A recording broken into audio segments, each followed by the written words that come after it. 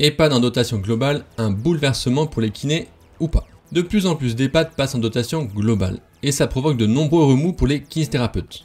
Décryptage. Déjà, c'est quoi la dotation globale? Dans un EHPAD classique, un kiné libéral intervient, il facture ses soins à l'assurance maladie via la carte vitale. Mais en dotation globale, c'est différent. L'EHPAD reçoit une enveloppe annuelle de l'assurance maladie pour payer l'ensemble des intervenants, kiné compris. Résultat, le kiné libéral ne facture plus à la Sécu mais à l'EHPAD directement. Cette tendance n'est pas nouvelle, mais elle s'accélère fortement depuis plusieurs mois.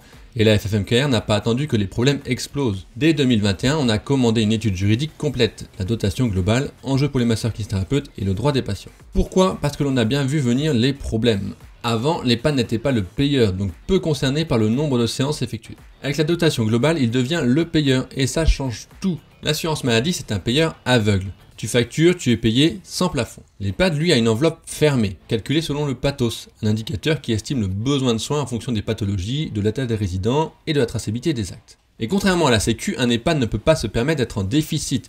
Il a donc besoin d'anticiper les dépenses, de maîtriser les actes et parfois de les limiter. Exemple concret, le groupe Edenis. Ils ont voulu encadrer l'intervention des kinés avec une convention type.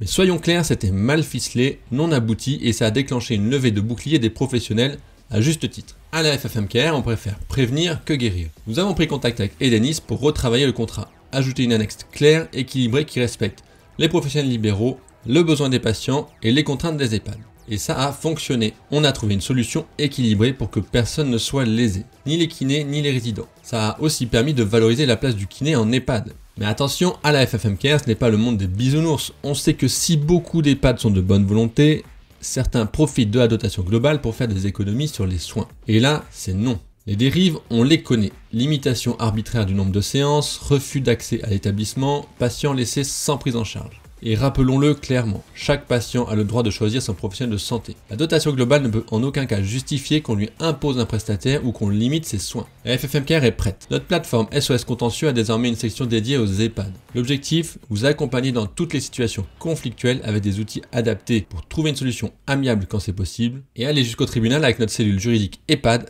avocats et experts, si nécessaire. En résumé, la dotation globale, ça peut être un bouleversement. Mais bien encadrée, elle ne doit ni freiner l'accès aux soins, ni pénaliser les libéraux. La FFM-KR est là pour vous défendre, anticiper et vous accompagner. Alors si vous êtes concerné, rendez-vous sur SOS Contentieux. Et surtout, likez, partagez cette vidéo et adhérez pour qu'on continue à sécuriser notre exercice ensemble.